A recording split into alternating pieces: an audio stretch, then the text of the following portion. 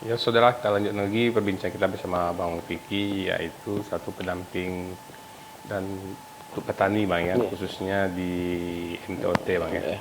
Bang, kita kan sudah panjang lebar tadi Bang menjelasin sistem MTOT itu apa dan prosesnya bagaimana. Dan kali itu menanya Bang, apakah sih hasil dari petani MTOT ini apakah sama dengan sistem konvensional Konvensional. penghasilannya Bang? Apa untuk hasil panennya Produktivitas. itu gimana sih Bang?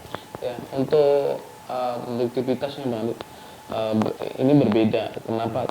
Karena kita sudah mencoba perbandingan antara yang musa tanpa olah tanah dengan yang konvensional. Dari hasil hasil ubinan yang menggunakan musa tanpa olah tanah dengan konvensional itu berbeda.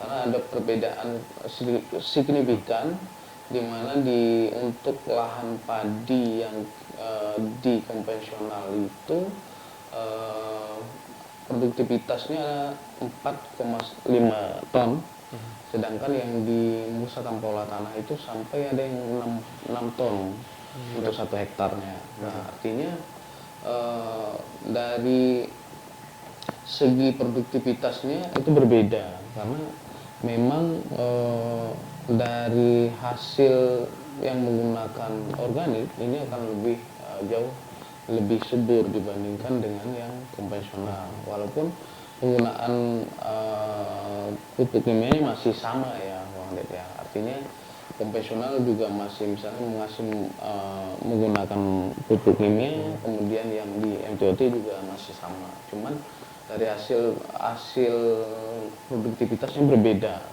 karena ada yang hampir 36%, bahkan ada yang hampir 50% kenaikannya. Nah, artinya dari perbedaan hasil juga kelihatan.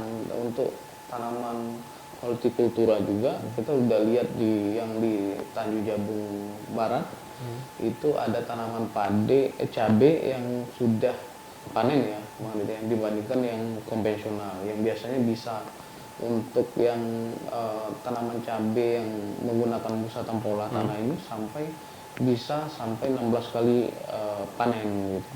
Nah, sedangkan yang di konvensional ini hanya sekitar 8 sampai 10 kali saja. Nah, artinya perbedaan masa panen pun lebih panjang dibandingkan dengan yang metode MTOT dengan konvensional. Berarti Artinya ada perbedaan yang sangat signifikan yang menggunakan musa tanpa olah tanah dengan yang konvensional. Gitu. Berarti boleh dibilang 50% mungkin dari Hampir yang biasa kalau cabai yang Bang bilang itu cuman 1 tahun bisa panennya 8 kali Bang iya, ya. Nah, dengan sistem MTOT ini masa panennya bisa 16 kali. Berarti iya, hampir dua kali. keuntungan berlipat bagi petani berarti Petani itu Bang. karena memang dari tanamannya lebih awet Bang De, ya. Karena memang kita menggunakan bahan yang organik, kemudian kelembaban tanahnya juga tetap terjaga, kemudian dari produktivitas yang bisa kelihatan akan berbeda karena memang tanamannya lebih sehat, kemudian nutrisinya juga terjaga, kemudian kelembabannya juga terjaga, sehingga dari hasil produktivitasnya juga akan jauh berbeda. Makanya saya bilang tadi ada yang 36% sampai ke angka 50% kenaikannya. Nah, kita berharap dengan adanya perbedaan yang signifikan ini teman-teman petani bisa menggunakan musa tanpa olah tanah untuk sebagai alternatif untuk apa namanya musim kemarau ini, kemudian untuk mencegah supaya jangan ada lagi pembakaran di lahan karena kerugian bagi petani karena sisa-sisa tanaman tersebut sebagai nutrisinya tanaman lagi gitu.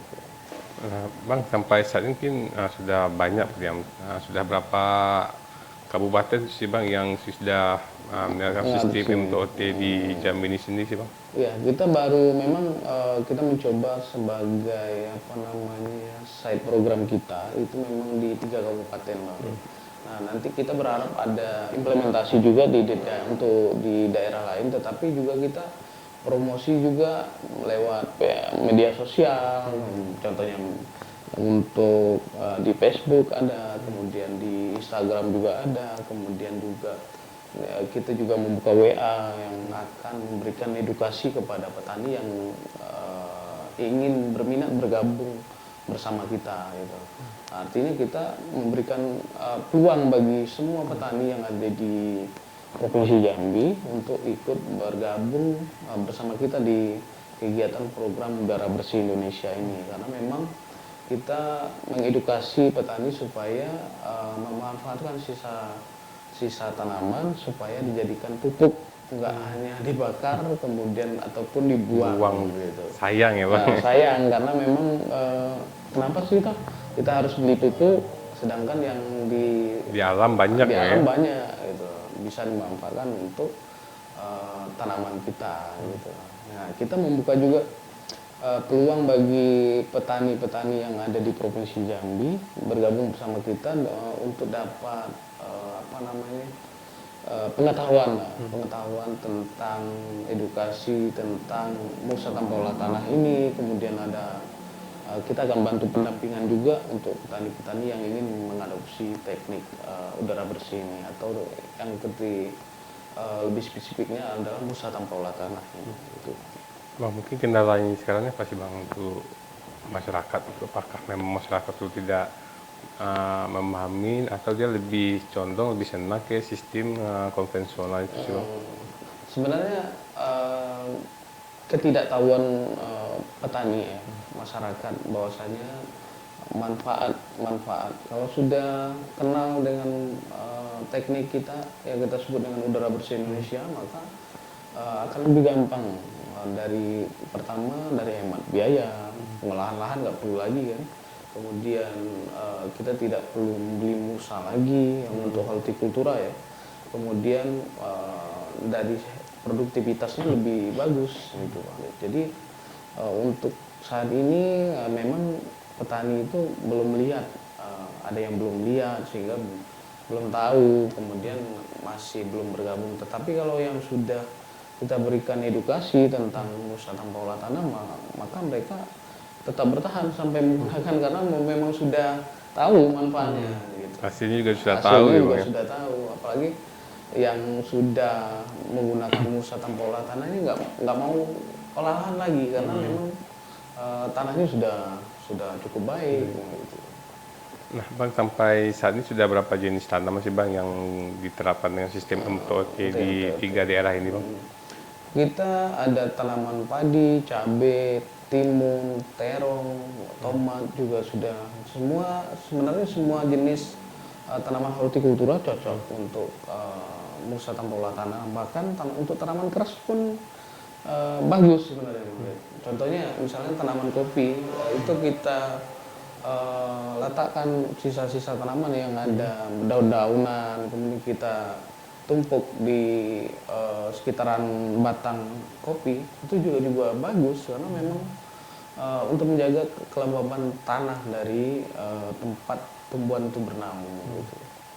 Jadi semua tanaman sebenarnya cocok untuk digunakan MTOT ini karena memang keuntungannya adalah kita tidak perlu membakar. Pertama itu untuk mencegah pembakaran itu, kemudian sebagai nutrisi bagi tanaman, baik itu tanaman keras maupun untuk yang lebih terutama hortikultura gitu.